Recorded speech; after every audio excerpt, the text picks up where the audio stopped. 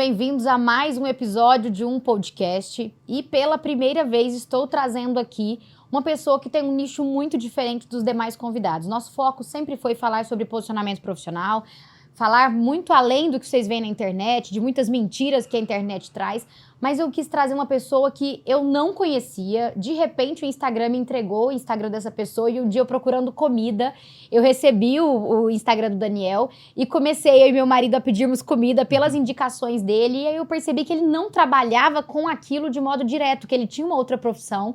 E aí o Instagram do Daniel ficou matutando na minha cabeça. Eu falei, por que não chamá-lo, né? Vou dar uma de louca, vai que ele aceita esse convite, para entender um pouco mais sobre posicionamento profissional de alguém que tem um hobby como modo profissional. E aí foi assim que o Daniel caiu de paraquedas aqui. Daniel, muito obrigada pelo seu tempo, pela sua disponibilidade. Seja bem-vindo. Obrigado pelo convite, Amanda. E é óbvio que aceitei, né? Que na hora bom. que eu vi sua mensagem ali, na hora, eu já falei, não, vambora.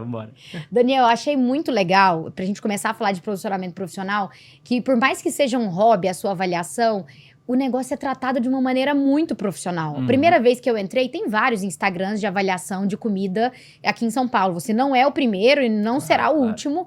Mas a hora que eu vi o seu perfil, você tem um site. No link da sua bio tem um site mega organizado, com um padrão de avaliação, com 2 casas decimais. Eu olhei e falei, 2 casas decimais?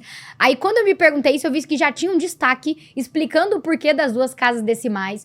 Eu falei, caramba, quanto profissionalismo para entregar algo que não obrigatoriamente está gerando uma renda para ele. Aparentemente é um hobby e que é feito com muito profissionalismo. Então eu queria entender um pouco como é que esse negócio começou, como é que veio essa ideia e a gente conversar um pouco sobre esse posicionamento profissional seu. Total. Porra, primeiro, que legal que chamou sua atenção ali. E o que é muito doido é que é uma mescla. Essa parte da, vamos dizer assim, que você viu o site e tudo mais, é uma mescla de uma profissão antiga que eu tive. Eu fui chefe de cozinha, eu sou formado em gastronomia e eu levei essa linha, tipo, por alguns anos. E aí depois a gente pode até conversar um pouco de como eu comecei a fazer conteúdo, porque eu comecei em 2010, lá atrás. Caramba! E aí, tipo, ele começou a meio que dar uma bombada no Instagram só agora. Só que a parte de dados que você falou das casas decimais e tudo mais, é porque hoje eu sou gerente de dados. Sou, tipo assim, o cara muito do Excel. E, Entendi. tipo, o meu dia a dia, basicamente, é Excel, assim. É planilhar e fazer resultados. Eu sou o cara da planilha. Entendi. E aí, como eu era o cara da planilha, naturalmente, eu comecei a planilhar, tipo, os restaurantes que eu ia. E aí eu comecei a criar categorias e tudo mais. E aí, hoje, eu coloco tudo no site e tem as casas decimais, justamente porque são vários atributos. E aí, por conta disso, pô, não custa nada abrir 2 casas decimais para conseguir ter um parâmetro. Não custa nada, disse a pessoa que trabalha com Excel. A advogada, 1 casa decimal, meu Deus, que burocracia. Não, e virou meio que uma marca registrada já. E realmente tem diferença. Tipo, sei lá, o restaurante 7.42, ele é pior do que o restaurante 7.44.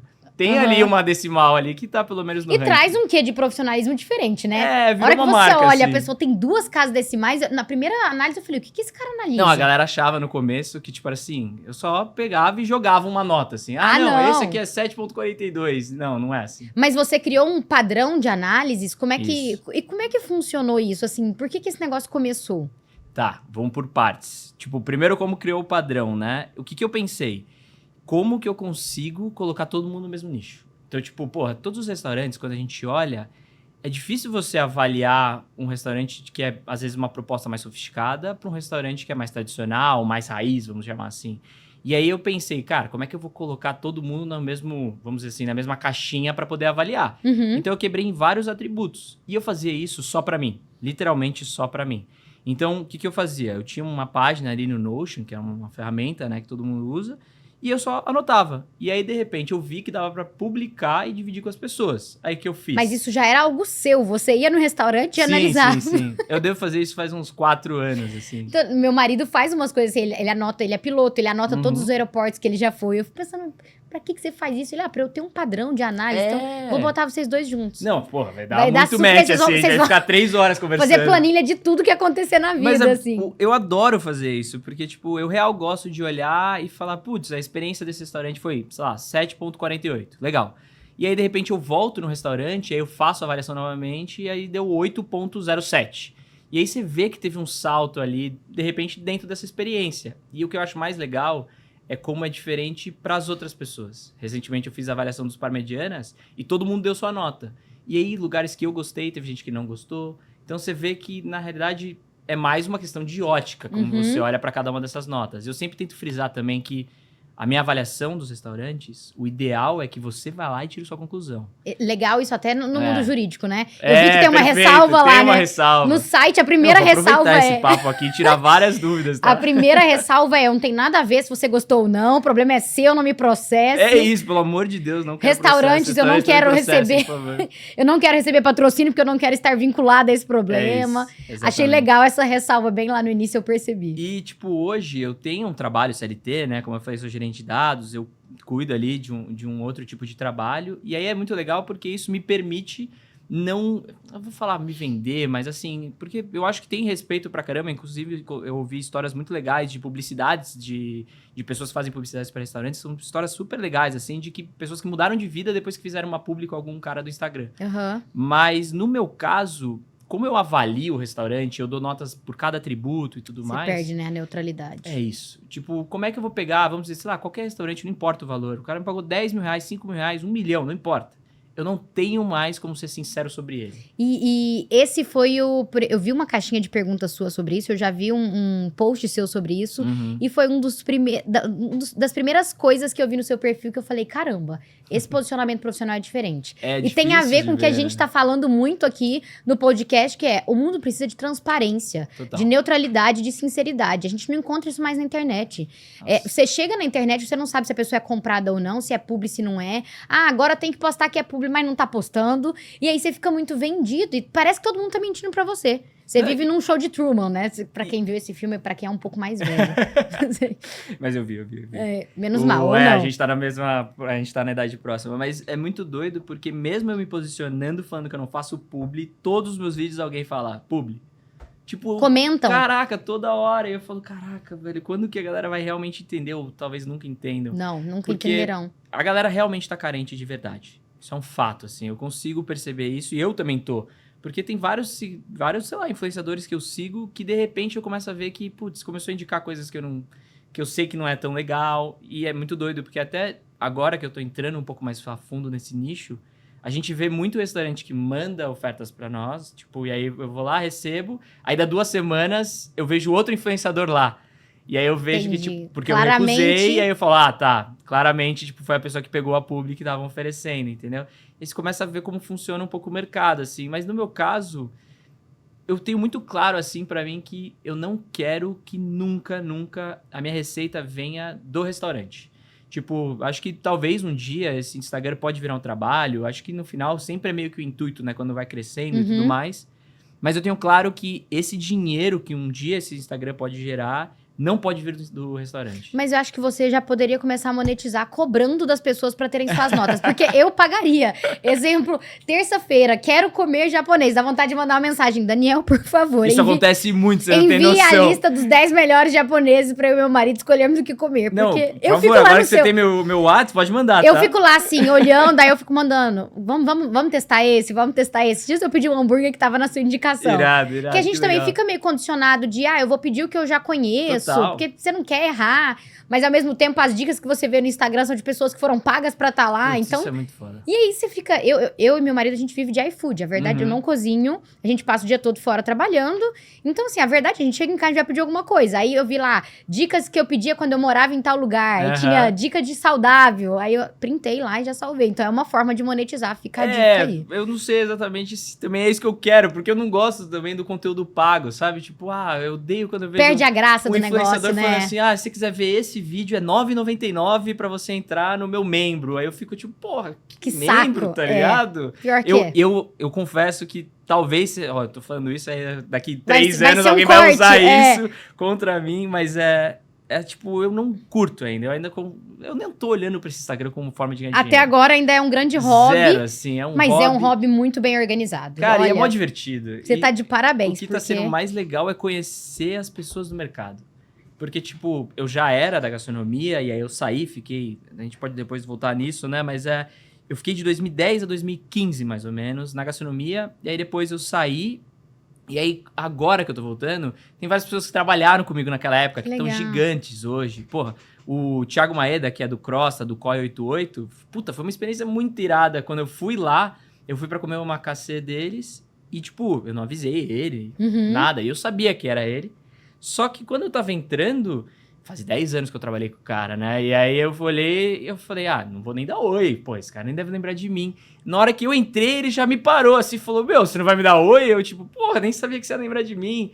E aí é muito legal ver como, tipo, eu tô conhecendo várias pessoas, histórias de restaurantes, bastidores que são muito gostosos, assim, tipo, que vão além da comida, sabe? E achei muito legal, como nosso foco é falar sobre posicionamento profissional, Uhum. outro ponto que eu achei muito interessante foi uma caixinha de perguntas de ontem, que você falou Qual o seguinte, deles? as pessoas perguntaram se você analisa a estética Total. do prato. E aí você falou, óbvio que eu analiso. É lógico que isso não é o único ponto de análise, mas se as pessoas embrulham um presente pra entregar pra alguém, Imagina. é porque isso é relevante. Porque senão Total. entregariam o presente sem embrulhar. Então, a forma como o prato é apresentado é algo relevante. Isso é muito sobre posicionamento profissional, né? A Absurdo. forma como você se apresenta. E aí, analisando as suas análises, eu vi o quanto isso é sobre mercado de trabalho e sobre vida, assim. Na verdade, a análise de um prato é a análise de um ser humano, assim. Total. As análises que você faz, se você voltaria ou não, se o prato é bem apresentado ou não, né? Como é que você foi atendido. E tem uma parte que você fala sobre o conjunto do negócio como um todo.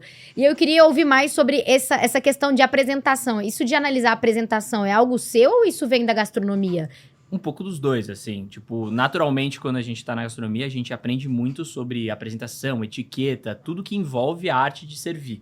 E aí, naturalmente, o fato de você saber o que é certo e o que é errado não quer dizer que você não pode questionar essas regras, vamos dizer assim, que existem na gastronomia. Mas quando a gente fala de apresentação, é o que você falou. Pô, se eu te dou um presente jogado pra você, você não tem a mesma sensação. Se eu faço uma cartinha antes de dar, por exemplo, eu vou dar um presente de Dia dos Namorados pra minha esposa. Se eu peguei só, toma aqui, tipo, não é a mesma coisa, Não. né? E aí quando a gente fala de posicionamento, assim, profissional, pra mim é a mesma coisa, entendeu? Quando a gente tá trazendo pro nosso dia a dia, aí eu acho que vai até da forma como você se veste, da forma como você fala, ou da forma até como você trata as pessoas, assim, tudo é um posicionamento e vai até pra apresentação do prato. Então eu gosto muito porque como eu tenho a vida corporativa, tem várias analogias que eu vejo do mundo da gastronomia com o mundo corporativo, assim. Tem várias histórias que eu uso até quando eu tô, tipo, sei lá, fazendo alguma apresentação ou quando eu tô tentando dar um feedback pra minha equipe, que eu pego e tento mostrar pra eles do tipo, cara, olha, deixa eu te contar uma história aqui do mundo da gastronomia pra trazer você pro mundo corporativo, assim. Que, na verdade, é tudo a mesma coisa, né? Tudo. Porque eu até brinco, assim, quem já trabalhou, e tipo, se tiver alguém aqui ouvindo a gente agora e já trabalhou numa cozinha, sabe que é um dos ambientes mais estressantes que existe no planeta. Não sei se você já assistiu The Bear. Não. Não, é uma série ótima, recomendo muito. E ele tenta retratar um pouco dessa adrenalina que é a da gastronomia. E aí eu acho muito legal, eu já ter vivido um pouco disso, porque no mundo corporativo, assim, é muito estressante. A gente tem vários dias, mas eu acho que eu fui treinado No pior, pra no aguentar, caos. assim, sabe? Tipo, então dá pra segurar, mas é meio maluco, assim, porque no dia a dia tudo tem uma relação. E aí eu gosto muito de tentar fazer esse link de o que eu aprendi na gastronomia pra tentar trazer pro meu dia a dia. Desde essas coisas de planilha, eu acho que veio da gastronomia também, porque a gente aprende muito, tipo, a ter processo. Você precisa... Imagina que quando você tá num restaurante, você pediu carne e, sei lá, seu marido pediu peixe, os dois precisam vir ao mesmo tempo, são tempos de cocções diferentes. Tudo isso, existe uma linha processual por detrás gigantesca. De organização mesmo. Total. E aí isso, quando eu trago pro meu dia a dia CLT, Sim. ele vem junto, né? Então, é normal até, eu acho que tem uma frase que eu falo que é, você vai se tornar um profissional melhor se você aprender a cozinhar. Ponto. Que legal isso. Porque se você aprender a cozinhar, vamos dizer que você não sabe cozinhar. Sabe cozinhar? Não. Não? Tá, então você não sabe cozinhar, vai ser ótimo esses exemplos agora. Você não sabe cozinhar, perfeito. Então, quando você for cozinhar a primeira vez, naturalmente você vai fazer muita bagunça e tudo mais. E aí, pra você começar a fazer algumas entregas, sei lá, você quer começar a aprender a fazer um estrogonofe muito bom. Você vai ter que entender como que você faz pra, deixar, a gente chama de mise en place, né? Que é tudo pré-preparado, pra você, na hora que seu marido chegar e você quiser fazer esse jantar especial pra ele, você conseguir fazer tudo num tempo mais curto. A primeira vez vai ser horrível. Como provavelmente o seu primeiro emprego ali, você vai cometer erros de liderança, você vai cometer erros de, sei lá, processos e tudo mais, porque você está como analista e vai crescendo. É a mesma coisa. Gente, deveria ter aula de culinária na universidade. Ó. Eu ia adorar. Primeira matéria. Em vez de Tipo, bem celideira, aprendendo a cozinhar um ovo, troca assim. filosofia por... Não tô falando para trocar filosofia, não precisa cancelar ninguém. É só um exemplo para que a gente... tem que tomar esse cuidado. tem que ter todo um dedo para fazer um comentário como esse. Mas acrescenta, então, na grade das universidades, dos colégios, culinária, porque realmente é uma grande... E celeridade, né? A cozinha tem que ser muito celery. Você analisa celeridade, entrega ou isso entra no conjunto? Tudo. Eu analiso literalmente tudo, assim. Porque eu gosto muito de usar um exemplo. Eu não sei se chegou a ver esse conteúdo, mas acho muito legal que é...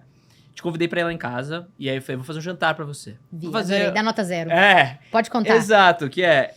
Eu vou te convidar pra ir em casa. Eu falei, vou fazer o melhor, sei lá, melhor carbonara da sua vida. E aí quando você comeu, ele foi horrível. A nota é 0.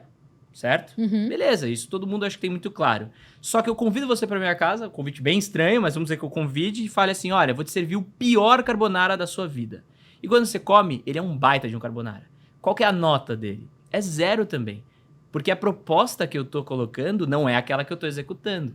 Isso é algo que eu trago de novo também pro mundo corporativo, pro meu dia a dia, porque se eu me proponho a fazer alguma coisa, eu preciso entregar aquilo que tá proposto. Eu falo muito do tipo, cara, se você vai pra academia e não tá emagrecendo, um problema tá em algum lugar. Se você tá pegando e fazendo esse tipo de conteúdo e você não tá atingindo, o problema tá em outro lugar. Agora, o problema é quando o cara não tá indo na academia e fala que não tá emagrecendo, e aí fica reclamando, nossa. Tipo, você fala, cara, peraí. A expectativa tá desalinhada. Eu tenho um exemplo muito parecido com esse em um podcast anterior, que é da falsa expectativa do contrato, né? Às vezes a pessoa chega e fala, olha, eu quero fazer o melhor contrato de prestação de serviço. Ou, Amanda, já tem um contrato, já tinha um advogado, só que o advogado fez um contrato horroroso. Aí eu pego o contrato, mas não tá horroroso. Por que você quer trocar o contrato? A hora que eu olho, na verdade, o que tá acontecendo é... A pessoa, ela promete entregar uma coisa e o contrato dela está escrito outra completamente diferente. Perfeito. Aí ela simplesmente não entrega. Porque o que está escrito no contrato não tem nada a ver com o que ela fala na prática e com o que ela entrega. As coisas estão desalinhadas. Total. Conclusão, o cliente odeia o serviço dela. E aí vira um problema de contrato. Entra com rescisão. E ela, o problema é o meu contrato. Eu falei, não, o problema não é o seu contrato. O problema é o que você promete entregar, que não tá alinhado com a expectativa do que o cliente quer receber. E às vezes o problema também tá no cliente. Sim. Porque às vezes ele não sabe o que quer. E às vezes ele não é o cliente pra você. Tem isso. Assim, eu gosto muito... Várias vezes as pessoas chegam pra mim e falam assim, qual que é o melhor restaurante de São Paulo?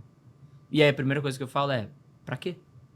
Tipo, é pra você fazer um date com a sua esposa? Putz, é uma coisa, né? Ah, não, é pra você comemorar uma conquista no trabalho? Putz, é outro. Não, eu tô recebendo uns amigos que são de outra cidade. É completamente outro.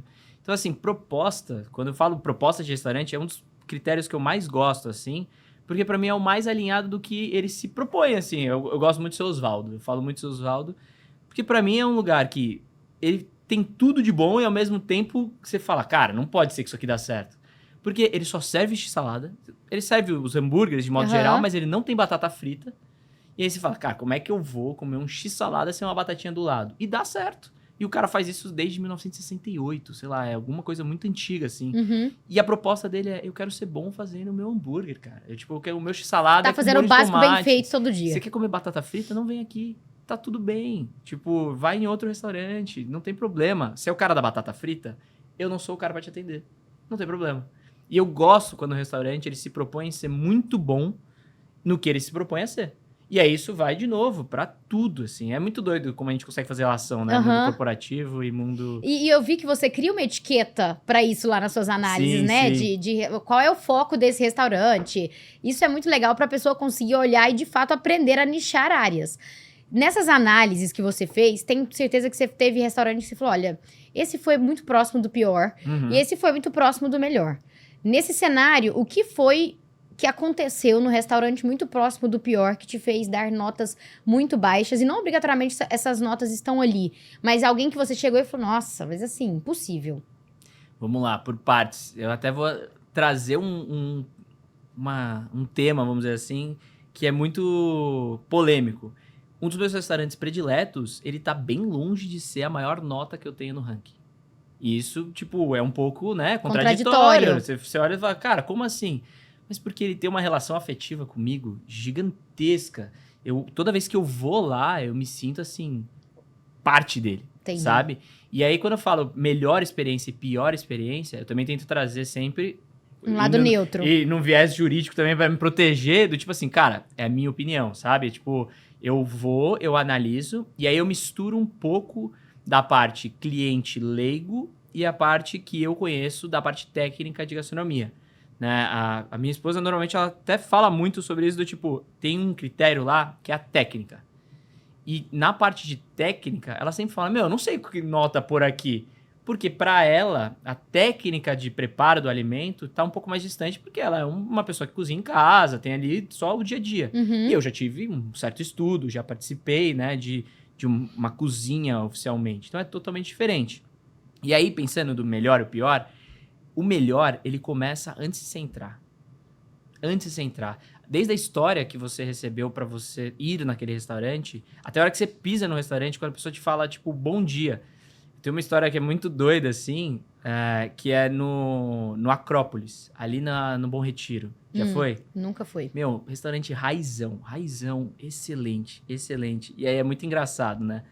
A gente foi lá porque a gente já tinha visto a história, restaurante super antigo, com um viés mais grego, assim, bem tradicional. E aí, logo que a gente foi entrar, eu já tava mega animado pra conhecer, por conta de, qualquer restaurante que durou mais de 10 anos em São Paulo, ele no mínimo é bom, né? Ou ele no mínimo merece uma visita, né? Porque tem vários aí que eu acho que questionavelmente não são tão bons, mas ainda assim merece uma visita e tem meu respeito. Quando a gente pisou no restaurante, era umas 3h30, mais ou menos, da tarde, já tinha passado aquele boom do almoço. A gente pisou no restaurante, tinha um cara limpando, assim, o chão. E aí, o outro, que era eu imagino que ele seja um dos donos e tal. O outro, ele chegou e falou assim, senta ali no canto. E ele tava todo sujo, assim, tipo, de quem trabalhou muito, assim. Aí, eu sentei na mesa, no cantinho, porque eles estavam meio que limpando o pós-almoço ali. Eu sentei na cadeira e falei assim, amor, aqui vai ser bom. Aí ela olhou e falou assim, como assim? Como você sabe que aqui vai ser bom? Aí eu falei, amor, não tem como um restaurante atender a gente desse jeito logo que a gente pisou aqui, tá com um cara limpando no meio de gente comendo e não ter uma comida excelente. Porque, assim, senão a pessoa claramente o atendimento já é ruim. Assim, o cara não tá nem aí pra você. Ele não é nisso que ele precisa de ganhar, Exato. Né? E aí eu olhei e falei, putz, olha que legal. Né? Então aí, quando eu pego e vou avaliar o restaurante, cada um desses critérios vale pra mim. Desde a higiene do cardápio. Tem várias vezes que eu pego o cardápio e tem aquela mancha de comida. Puta, eu acho um grande absurdo, porque remete a uma coisa um pouco asquerosa, assim, né? E você espera que o ambiente da cozinha seja totalmente limpo, né? Total. E assim... Não tire nossa ilusão, você que trabalhou dentro de uma cozinha. Eu trabalhei em várias cozinhas. Todas são não limpas, recomendo todas serem visitadas. Não, brincadeira. É muito doido, assim, eu até gosto de falar isso. Muita gente já me perguntou, principalmente quando eu tava na área, falando assim, você já meio que zoou um bife de alguém? Tipo, sabe aquele cara que devolve 3 vezes o bife? E fala, agora vai vir com molho especial, aquelas paradas, assim. É muito doido, assim. Todas as cozinhas que eu trabalhei e todos os profissionais que eu conheci, a galera pode ficar puta, assim, com o cliente. Do tipo, não acredito que esse cara mandou 3 vezes esse prato pra cá, pra corrigir alguma coisa. Mas nunca ouvi nenhum tipo de, assim, cogitação de mexer no prato, sabe? A galera que vai da gastronomia, de modo geral, leva muito a sério. Muito a sério. Pelo menos todas as que eu tive... Óbvio que eu tenho certeza que já deve ter algum caso em algum lugar. Sim. A gente sabe que essas coisas acontecem. Mas, no geral, todos os lugares que eu participei, ou que eu vi, ou que eu conheci o profissional, cara, a galera leva muito a sério essa parte de higiene. E fica muito triste quando tem algum caso. De problemas, fala de cabelo, tipo, já aconteceu comigo também. De, tipo, às vezes, eu sou um cara mega cabeludo, eu sempre tive esse cabelão. E às vezes ele vai cair no prato, até em casa, assim. E, cara, você se sente muito mal. Porque você sabe que isso estragou a experiência da pessoa. Sim. E legal também saber que existe uma humildade do lado de lá, de chegar ao prato e falar, cara, eu errei. E é igual a vida corporativa, a gente erra, né? Somos humanos, não tem robôs lá dentro, tem pessoas. E o negócio é, na próxima vez, tentar não errar novamente. Mas que a cozinha funciona, na verdade, igual funciona tudo no mundo, né? Isso, não é porque eu errei que eu vou pegar e jogar todos os fios de cabelo dentro do seu prato. Não é assim que funciona. E o que me dói muito é que vários restaurantes não sabem pedir desculpa. Tipo, o que é muito ruim é que quando um restaurante erra, eu inclusive vi isso no seu podcast, um papo, que era assim, cara, você errou. Fala que você errou. Tipo, não fica explicando, não, porque o garçom tal coisa, não, porque meu chefe tal coisa. Cara, não. Tipo assim, erramos, tal, tá aqui essa solução, posso trazer outro prato. Cara, se a gente errou, pega, não cobra o prato. Isso é um pedido de desculpa, assim. Uhum. O problema é, e isso já aconteceu em vários restaurantes, é meio doido, porque como eu vou pra avaliar, parece que sempre acontece comigo. E aí, várias vezes já aconteceu do tipo assim, putz, a gente cometeu esse erro. Teve uma vez que veio uma pedra num restaurante, eu não vou falar o nome, porque não gosto de gerar esse tipo de ódio, assim. Uhum. Eu defendo muito essa parte. E teve uma pedra no meio do risoto. Acontece muito por conta do arroz, às vezes o saco Na de hora arroz de veio uma separar. pedrinha. E aí veio, eu quase quebrei meu dente. Quando eu falei com o garçom, ele pegou e falou: ah, não, realmente, a gente viu lá, pode ter acontecido, desculpa. Na hora de pagar a conta, esse restaurante fez questão de não cobrar. Isso é perfeito. Sim. Agora, imagina, vários outros que já aconteceram em situações semelhantes, eles pegam e cobram igual. Sim. Aí você fala, cara, mas aí você não tá me pedindo desculpa, né? Aí você só tá pegando... E chega a ser um pouco afrontoso, né? Pra quem acabou de sofrer um desconforto. É o mínimo que eu acho que vocês podem fazer. Eu assim. também acho. Aí não é nem questão de, o jurídico tá... Não, mas, pô, não precisa cobrar, né? E eu não tô nem aí. Essa que é a real. Eu, como cliente, tipo, eu não tô nem aí se tal pessoa faltou. Eu não tô nem aí se, tipo, hoje o sistema não tá funcionando. A gente, como cliente, e aí eu tô pensando no mundo inteiro, assim, eu Sim. tô falando de restaurante, mas pra qualquer coisa. No final, você quer o seu produto ali na hora, como você A gente recebeu. volta lá pra questão da expectativa que a gente Total. falou, né? A expectativa não era uma pedra. Exato. A expectativa não era um cabelo. Então, se aquilo veio, aquilo te frustrou. Super. E, de algum modo, essa experiência vai ficar ruim. Né? Você tem que tentar minimizar o prejuízo. Uhum. Como que você minimiza? Minimamente sendo gentil e tentando melhorar aquela situação. Porque se você já teve o problema do cabelo, você ainda cobra, é mal educado e finge que nada tá acontecendo, com toda certeza você estaria falando o nome do restaurante aqui agora. Ou eu ia estar aqui me coçando pra Você ia soltar falar, ele. foi aquele filho da puta daquele... Não pode falar palavrão, depois que ele dá um corte aí. Mas Você não pode falar, fudeu, porque eu falo uns 30 aqui, assim. o YouTube vai tirar a gente do ar com esse episódio, mas você teria falado, com certeza, o nome. Então é importante essa forma de posicionamento. Acho que, voltando lá pro nosso início, o que tem nesses restaurantes que você foi e que você considerou que um posicionamento profissional era ruim, falta de higiene é um grande problema, então, mas essa questão de cliente, né, de atender o cliente, a gente falou sobre o cardápio, a aparência importa muito, né? Super, super, assim, a forma como tudo se apresenta importa muito, assim. Eu falei do cardápio, mas desde o talher, taça suja, isso, e aí, de novo, assim, é a mesma coisa que, putz, É o cara, básico, como né? que eu vou vir aqui agora pro teu podcast pra bater um papo contigo, pô, sei lá, com a roupa de pós-futebol, sabe? É óbvio que eu vou me preparar pra cá e naturalmente é o que eu espero de todos os restaurantes, a não ser que a proposta dele não seja essa. Eu vou te dar um exemplo do podrão pós-balada, assim, aquele hot dog na frente de qualquer balada, ele não tá ali... Que a bactéria faz parte também da produção do negócio, né? Não é nem por isso, é mais do...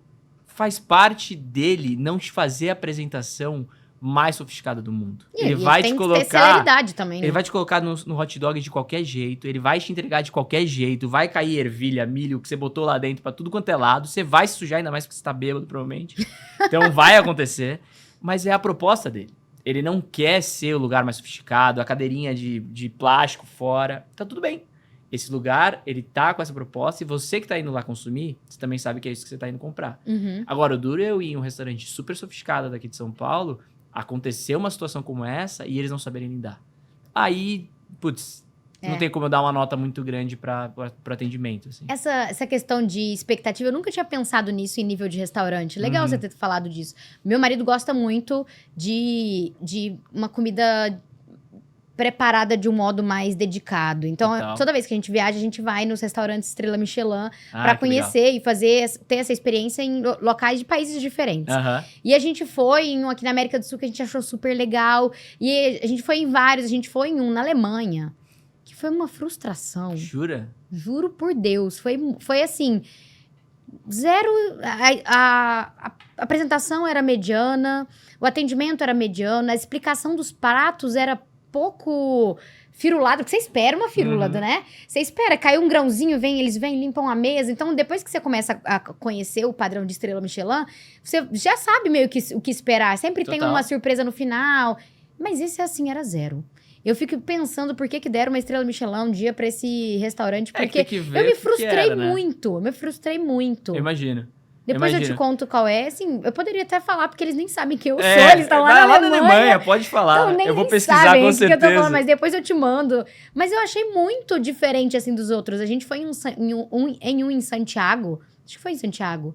Que achei... Foi em Santiago. Muito, muito legal, muito legal.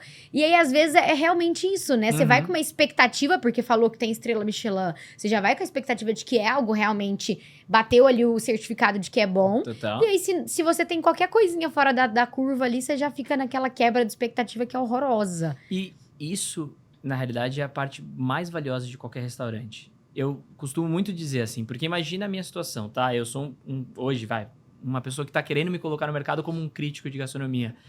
E aí eu viro pra você e falo, vai naquele restaurante. Incrível. Só que naquele dia, o chefe brigou com a mina dele, ou o garçom não tava muito legal. E a experiência foi ruim. E de repente você sai falando, não pode ser que o Daniel me recomendou isso daqui. Que é isso? Como assim? Inclusive, não sei se você vai saber responder minha pergunta. Se não souber, fale que não sabe sem nenhum rodeio. Imagina. Mas como é que funciona essa análise da estrela Michelin? A pessoa vai uma vez só, é aquela avaliação e pronto, acabou? Ou são várias pessoas que vão várias vezes? Essa parte eu não tenho certeza absoluta, mas eu tenho quase certeza que quando eles vão, é uma vez só. Tá? Deveria ter um double check aí nesse negócio, né? É que na realidade são muitos, né? Tipo, imagina, quando você vai analisar a Europa, você tá cometendo um crime em algum momento. Você tá abrindo mão de conhecer algum restaurante que deveria estar na tua lista e não tá. O Guia Michelin ainda, ele vai numa linha muito mais sofisticada, né? Ele tem o Bibi Gourmand, que é uma categoria para custo-benefício melhor, eu já acho mais legal. Eu não sabia. Ele tem 3 estrelas, né? Michelin, de 1 a 3, vai de 1 até 3 estrelas. E aí ele tem o Bibi Gourmand, que são restaurantes que tem uma linha mais, vamos dizer assim, não é essa pegada super sofisticada, que eles valorizam e tudo mais, mas ele tem uma proposta que, segundo eles, tem um valor. Eu já gosto mais dessa linha, porque o sofisticado, por ele ser sofisticado, eu naturalmente já tenho uma expectativa mais alta. Eu já aceito menos erros. Comparando o sofisticado com o dogão na porta de balada, o cara do dogão, esse cara, ele pode errar várias coisas, entendeu? Ele tá ali, ele tem uma licença poética pra, assim, poder te oferecer o que ele tá afim, misturar, como eu falei, ervilha, milho, purê, maionese, ketchup, mostarda, tudo que ele puder. Já, quando eu tô indo numa proposta que às vezes eu tô pagando R$1.000 por cabeça, é inaceitável. Tudo, quase tudo é inaceitável, né? Fica até chato, né? A verdade é essa. Exato, e eu brinco muito, eu e minha esposa, a gente fala muito sobre isso, que ela fala, às vezes é chato o quanto que você sabe de comida, porque torna a experiência ruim. Eu tenho um amigo meu que... A esposa dele tá aqui, se você quiser sair comigo pra jantar, eu vou com você, você deixa ele avaliando e a gente faz a nossa avaliação, porque realmente deve ser um negócio muito pontual. Não, é um saco. A galera até brinca, assim, tipo, que não gosta de sair pra comer comigo, então quando eu tô com pessoas... Tipo, tem que fazer silêncio quando você come? Não, zero. Tipo, quando eu tô com pessoas assim que... a gente tá indo por puro hobby de se alimentar bem e tal. Aí eu não fico falando, entendeu? Tipo, a não ser que alguém pergunte, aí eu Mas fico, você anota? Anoto no celular e fico, tipo, botando ali as coisas. Mas eu não gosto, assim, de ficar falando, porque eu estrago muito a tua experiência. Sim. Por quê? Porque às vezes um paladar não treinado, quando ele experimenta algo, às vezes que, tipo, hiperpalatável, ou que tá ali usando algum tipo de ingrediente como muleta, eu falo muito, tipo, de, assim, queijo, vários pratos usam queijo como muleta, tá? Então, tipo, eles colocam ali pra, tipo, assumir uma postura de, putz, esse prato tá sem sabor, o meu risoto tá sem sabor, então eu vou pegar e vou tacar queijo aqui que vai salvar o meu risoto, entendeu? E aí, pessoas que não têm um paladar mais treinado... pegam e acabam achando o risoto super cremoso, super gostoso ou qualquer outra. Por conta do queijo. E aí o cara só abusou de um ingrediente porque sabia que ia mascarar outros erros. Então... Gente, eu sou uma otária. Essa é a conclusão que eu adoro. Quanto mais queijo me jogam, assim... Eu miojo com queijo, adorei. Tipo aquele, posso ralar um pouco de queijo na sua massa? Aí o cara fica lá, tipo, acaba o queijo, vou trazer outro. Moço. Exatamente. Às vezes você joga um sal em cima, porque tá tão sem graça que é o queijo com sal pra resolver. Não, teve uma situação que é muito engraçada. Tem um amigão meu, o Renan, uma vez ele falou, cara, você tem que ir no meu rodízio de japonês, é do lado de casa, eu adoro lá e tal. Eu falei, vamos, velho, mas assim... E eu tava avaliando vários rodízios, né? Aí eu falei, olha, mas eu tô indo pra avaliar, tudo bem? Aí ele, não, tudo bem. Aí chegou um salmão, tipo, puta... Quando vem os foguinhos, já me irrita um pouco, assim, esses negócios de querer, sabe? Essas pirotecnias, assim. Começou o Gary-Gary, já não é com você. Não é comigo, assim. Aí chegou um foguinho, era um salmão com cream cheese por cima e um pouco de... era um licor de laranja com um foguinho aceso. E aí, embaixo tinha uma laranja também, embaixo, pra dar um pouco de sabor no salmão. Uma confusão, assim, confusão. E ele, esse aqui é o melhor de todos. Esse aqui você tem que provar. E eu lembro eu provando e falando assim, meu Deus, que é isso, cara? Você tá maluco? Aí ele, não, é bom, não é? Aí eu falei, olha, cara, esse talvez tenha sido um dos piores que eu comi aqui de tudo, assim. Aí ele, não tem como. Olha aqui, muito bom. Aí eu falei, ó, vamos fazer a variação técnica, então? Aí eu falei, coloca na boca e a primeira coisa que você sente é o quê? Laranja. Aí ele, o queijo, assim. Aí eu falei, putz, e aí, o salmão? Aí ele, não tô sentindo gosto de salmão nenhum. Eu falei, e agora engole. E aí, na hora que ele engolia, o licor tinha queimado. E ficava com um retrogosto bem amargo, assim, na garganta. Só que às vezes você tá tão ali botando shoyu pra caramba, comendo igual um louco no rodízio, que isso faz muito de fartura, você nem sabe o que você tá comendo, às vezes, sabe? Você só... Tanto que a gente critica muito, né? O japonês, de modo geral, critica muito o brasileiro, porque a gente come shoyu, né? Com um pouquinho de salmão, assim, às vezes, né? E aí, por quê? Porque a gente tá com esse paladar não treinado. O que é ótimo, tá? A gente costuma até brincar várias vezes que ignorância é uma benção. Uhum. Nesse caso porque se você tá feliz comendo assim, cara, só seja feliz. Eu não vou ficar lá falando que tá errado, não come, sabe? Mas assim, se você fizer uma avaliação técnica, aí talvez, tipo, a gente tenha Coitada da sua esposa. ela tá aprendendo um Meu monte de Deus coisa e hoje ela é mó chata, é muito doido, assim. De repente, agora... Quais restaurantes preferidos? São 2 em São Paulo inteiro, porque o resto... Não, e ela não fica tá... muito puta assim comigo, que é... Não, como você vai dar uma nota 8 nesse? Esse é horrível. Não tem como. E eu falei, ô louco, amor, tipo, você tá ficando chata já tá pra comer. dura na nota agora. Tá muito bom, muito bom. Eu tenho um grande amigo que a gente enche o saco dele que ele deveria abrir um Insta, ele pode ser seu estagiário. O nome dele é Deco e a gente já até arrumou um nome pro evento, vai chamar Deco Degusta. Bom. É um baita nome. Gostei. E ele adora, ele não é formado em gastronomia, mas ele é super crítico, assim, a gente pega várias dicas com ele. Então, depois desse episódio, o Deco poderia virar seu estagiário, Deco e Daniel. Bora, uma degustação, mas ele seria um hobby também, ele trabalha com outra área, não tem nada a ver. Mas ele também é um cara que é muito crítico, assim, a gente gosta de pegar as opiniões dele. E é legal ver como isso é diferente de cada pessoa, né? Total. O da Parmegiana foi muito legal, foi um grupo de amigos, né, que Foi. vocês foram. E aí, assim, um dava um notão, o outro dava uma nota mega baixa, e um analisava que, na verdade, a essência da Parmegiana tinha perdido, o outro achava que aquele era um grande diferencial. Não, é muito legal essas coisas de ver o ponto de vista das outras pessoas. Eu costumo muito brincar que é a comida de vó.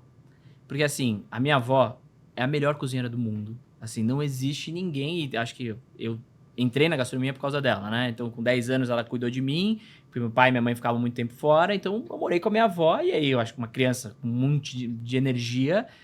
põe ele pra fazer alguma coisa. Eu fazia pudim, fazia fritura lá com a minha avó, e aprendi a cozinhar com ela. E ela cozinha super bem. Mas se você for olhar tecnicamente os processos dela, tá tudo errado, assim. É tudo errado. Porque do que eu aprendi na gastronomia, não é exatamente como tá fazendo. Só que a comida dela é 1000 vezes melhor que a minha. 1000 vezes melhor que a minha. E o que é muito engraçado é, a comida da minha avó é muito boa pra mim. Mas às vezes alguém pode comer e falar, putz, tá... Sua avó cozinha bem aí, legal, fica meio sem graça, assim, sabe? E às vezes eu vou comer a comida da outra avó de alguém, assim, e eu fico meio sem graça. Eu falo, putz, sua avó não cozinha tão bem, tá ligado? E tem a questão do afetivo, né, também. É isso.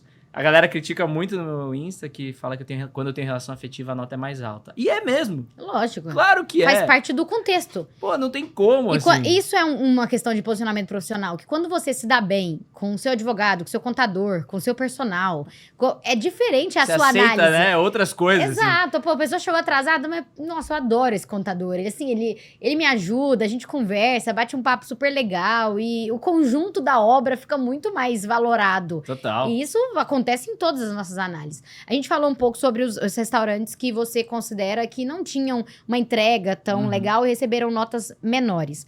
Os restaurantes que recebem notas maiores, normalmente, quais são os quesitos que essas pessoas, elas observam com mais detalhe que os outros restaurantes não observam? Vamos dividir, porque quando a gente pega, por exemplo, Guia Michelin, ele vai numa linha muito processual. Então, todos são analisados de forma exatamente igual, assim. E aí, eu acho que é até correto, porque quando a gente tá falando de um guia, por exemplo, como esse, Aí, naturalmente, a gente tá falando de, pô, o cara tem que cuidar da Europa inteira, tem que treinar vários profissionais para todos avaliarem da mesma forma, tem que ter ali, Tem que ter né, um padrão mais de massa padrão, também. exato, para poder colocar todo mundo no mesmo balaio ali. No meu caso, eu já olho com o meu olhar, né? Então, a minha avaliação para quando eu vou entrar no restaurante, eu não posso avaliar a proposta de um restaurante tudo igual. Quando eu vou num restaurante super sofisticado, eu avalio ele olhando sobre a ótica, literalmente, de, tá, é um restaurante que me cobra R$600, né, por cabeça, numa média e tudo mais. Naturalmente aqui, tipo, se eu pego eu vou inventar aqui, mas guardanapo de pano é quase que uma obrigação, sabe? Um serviço mais formal é quase que uma obrigação também, a não ser que, de novo, depende da proposta. Mas o que é muito doido é que antes da comida, eu costumo falar muito que o ato de se alimentar transcende o alimento. Porque não adianta nada de você ver a melhor comida do mundo num lugar feio, sujo, ou totalmente sujo, num lugar anti-higiênico. Pode ser a melhor comida do mundo. Não vai ser mais a melhor comida do mundo. E às vezes o lugar é tão incrível que a comida nem é tão boa e você adora ir lá. Né? Então, todo esse contexto do melhor restaurante, por exemplo, um dos meus prediletos aqui em São Paulo hoje é o Aiô. Fica ali na Vila Mariana, eles são dos mesmos donos do Mapu. Já ouviu falar? Não. Eles são de Bao, assim, puta, incrível. E é uma cozinha asiática, mas bem focada em Taiwan, assim. Uhum. E, cara, a comida deles me surpreendeu do começo ao fim. Quando eu falo começo ao fim, é De que vai além da experiência. comida. Cara, eu cheguei, o atendimento foi incrível. A hora que eu entrei no ambiente, era um ambiente muito bonito. O atendimento que eu recebi, claramente aquela pessoa passou por muito treinamento.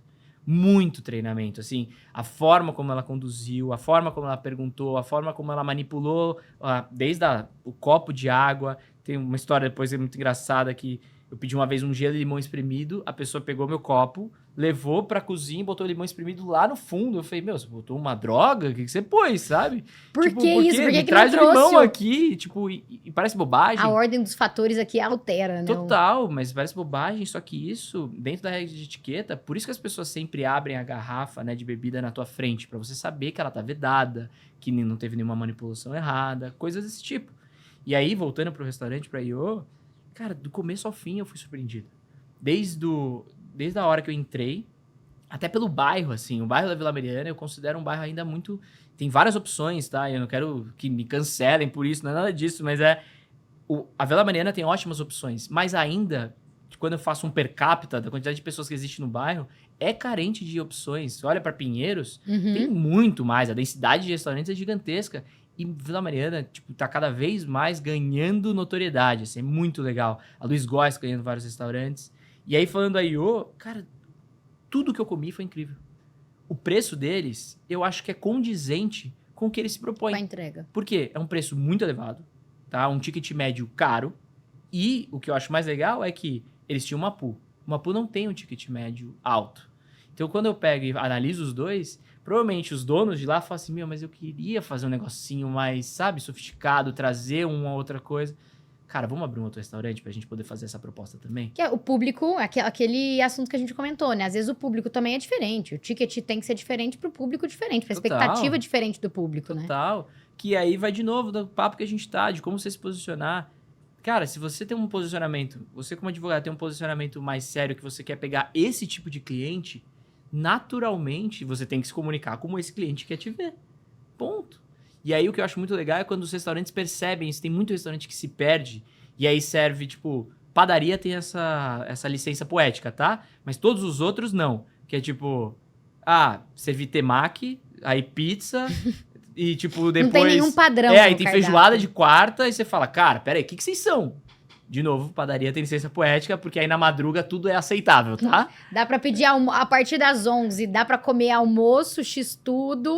Japonês isso. fica na vitrine. Não, entre as 11 horas da noite e 6 da manhã, pô, você tem liberdade pra comer o que você quiser, assim, fica à vontade, tá? Mas, brincadeiras à parte, tem muito restaurante que acaba se perdendo. Por quê? Porque vê uma moda, às vezes, e fala, putz, vamos seguir a moda. Sendo que, às vezes, é só, um hiato de tempo ali que ele vai ter, às vezes, uma queda de movimento, porque algo que não é o dele acabou tendo mais destaque, sabe? Óbvio, eu sei que quando você é empreendedor, às vezes o fluxo de caixa aperta e você fica meio desesperado. É normal. Mas, ao mesmo tempo, será mesmo que você deveria perder sua personalidade por né, às vezes ceder para uma pressão social, eu trago até de volta para as minhas avaliações. Eu hoje, cada vez mais eu tenho começado a perceber o quanto eu tenho que ter uma responsabilidade por aquilo que eu falo. Eu mudei muito meu posicionamento.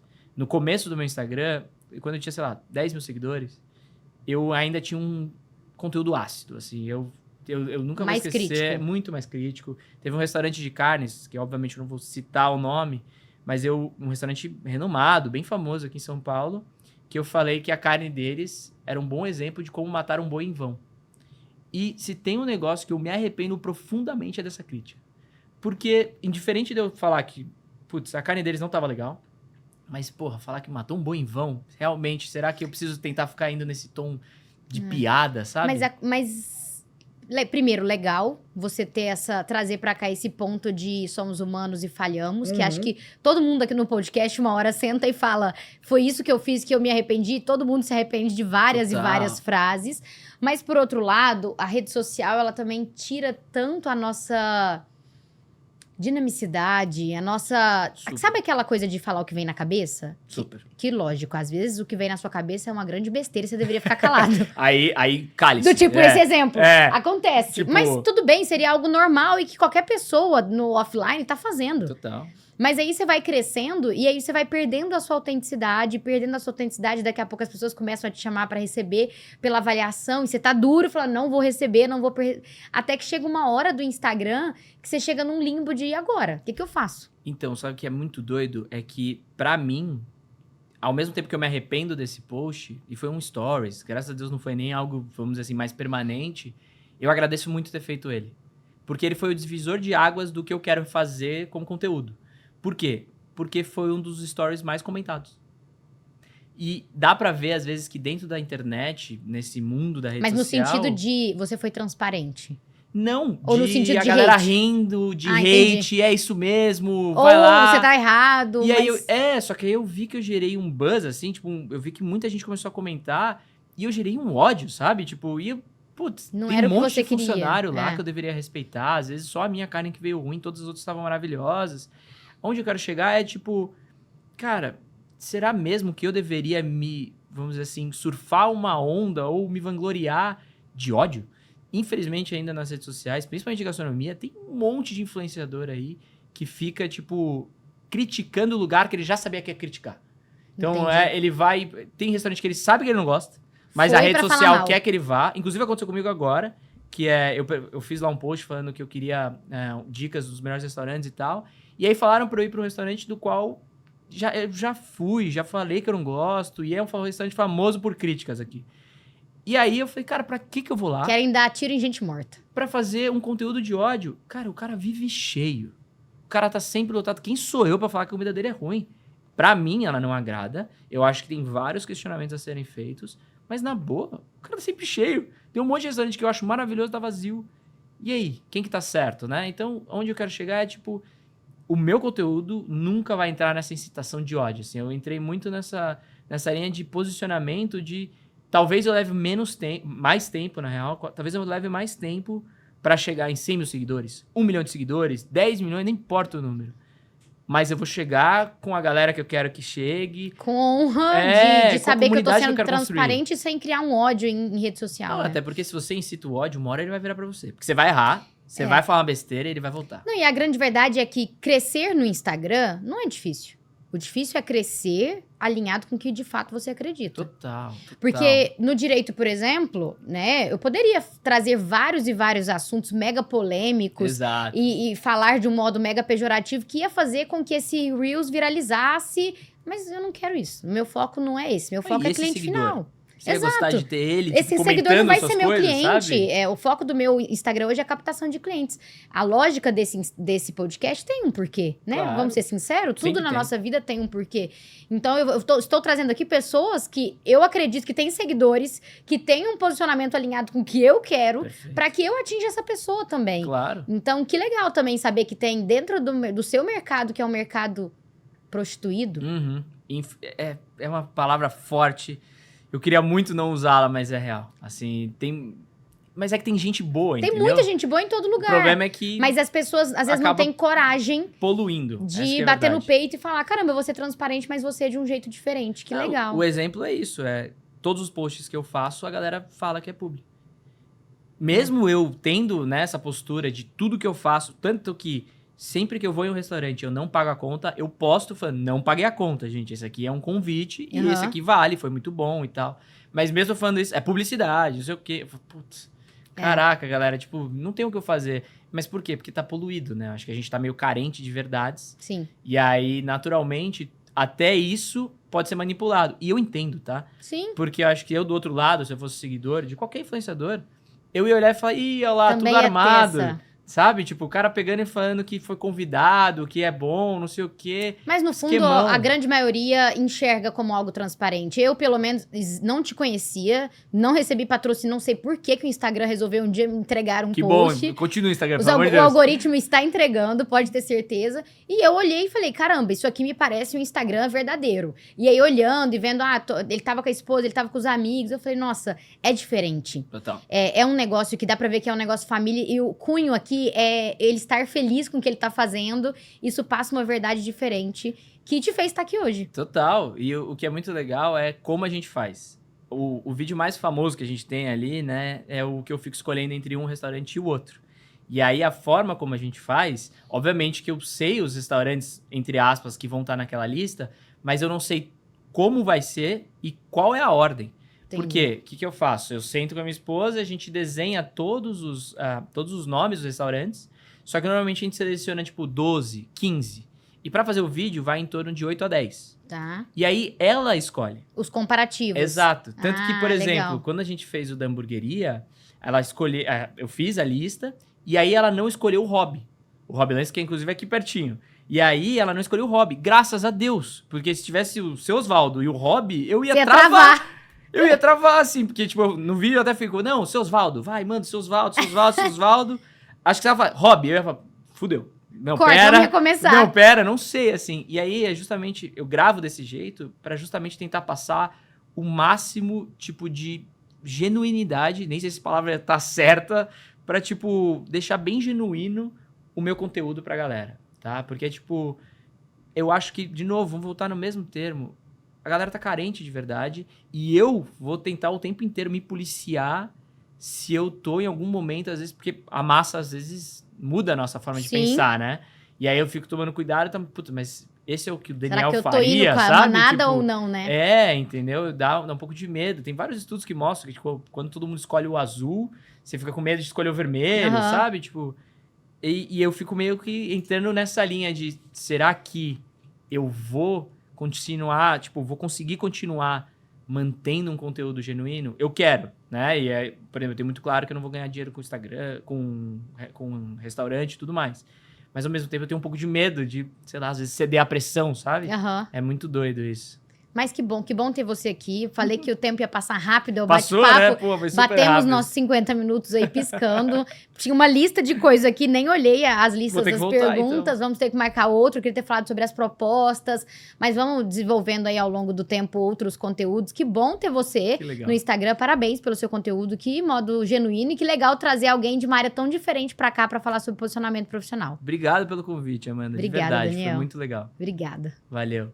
Chegamos ao final de mais um episódio de um podcast, pela primeira vez conversando com alguém que tem um posicionamento profissional completamente diferente, fazendo uma análise bem maluca aqui sobre cozinhas e posicionamento profissional, sobre o desenvolvimento de um prato e, na verdade, como você deve se posicionar no mercado de trabalho.